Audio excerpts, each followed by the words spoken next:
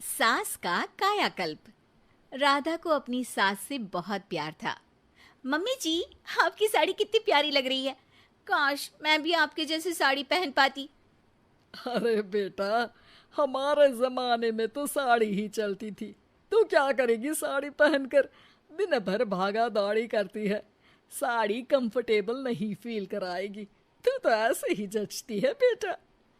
राधा सास को लेकर घूमने जाती, सैर करती और उनसे खूब बातें किया करती थी।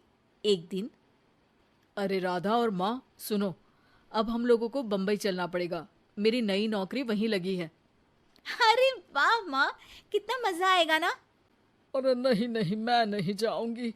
बड़ा शहर, बड़े लोग, मेरा दिल नहीं लगेगा। अरे माँ, मैं हूं ना आपके साथ।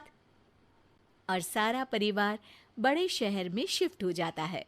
एक दिन, राधा, तू भी अब नौकरी में जाने लगी है। मैं तो बोर हो जाती हूँ। सोच रही हूँ आसपास की औरतों से दोस्ती कर लूँ। हाँ हाँ माँ, और क्या। यहाँ की औरतें तो किटी पार्टी और बहुत सी फन लविंग एक्टिविटी करती हैं। तो बेटा, दो चार फन लविंग से मुझे भी मिलवा देना। बहू सास के साथ बाहर निकलती है तो देखती है कि सास की उम्र की जो औरतें टहल रही हैं, उनका पहनावा ओढ़ावा सास से बिल्कुल अलग है। लेकिन फिर भी राधा एक औरत को रोकती है। Hello aunty, how are you? Oh great darling. Aunty, हम लोग यहाँ नए शिफ्ट हुए हैं। ये मेरी मम्मी है। क्या ये कल से आप लोगों को ज्वाइन कर सकती हैं?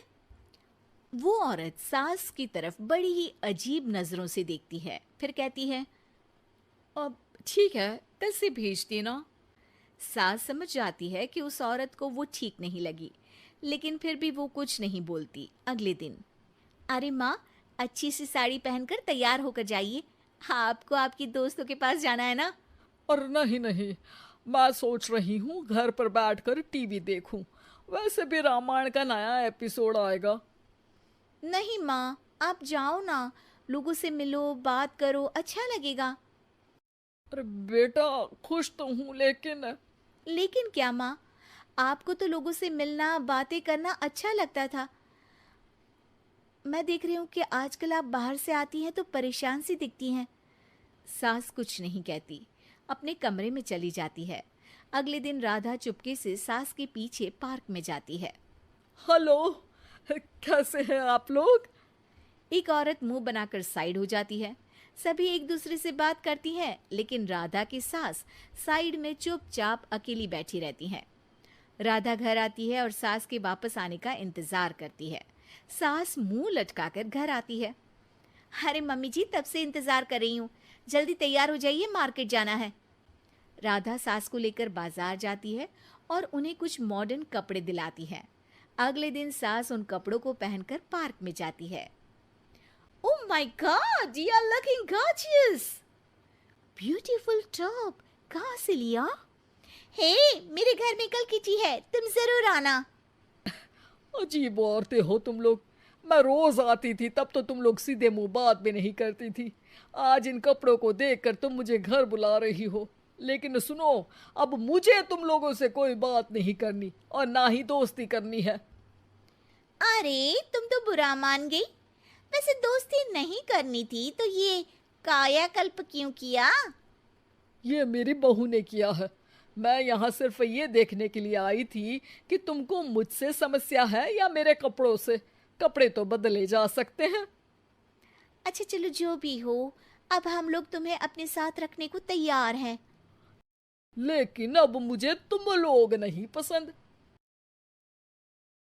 ये बोलकर राधा की सास वहां से चली जाती है। वाह माँ जी, आज तो आपका चेहरा खिला खिला सा लग रहा है। लगता है आपकी सहेलियों ने आपको अपना लिया। हाँ, वो तो अपनाना ही था। दिखावे वाली जो है वो। मेरे कपड़े बदलते ही उनका दिल बदल गया। लेकिन आज मैं उन्हें मना कर आई। अरे क्यों माँ जी? क्योंकि उन लोगों को मुझसे नहीं, मेरे कपड़ों से दोस्ती करनी थी। वैसे मेरे पास तो तू है ना, मेरी प्यारी बहू। मुझे किसी की जरूरत नहीं है। अरे नहीं नहीं माँ जी, आप ऐसा क्यों सोच रही हैं?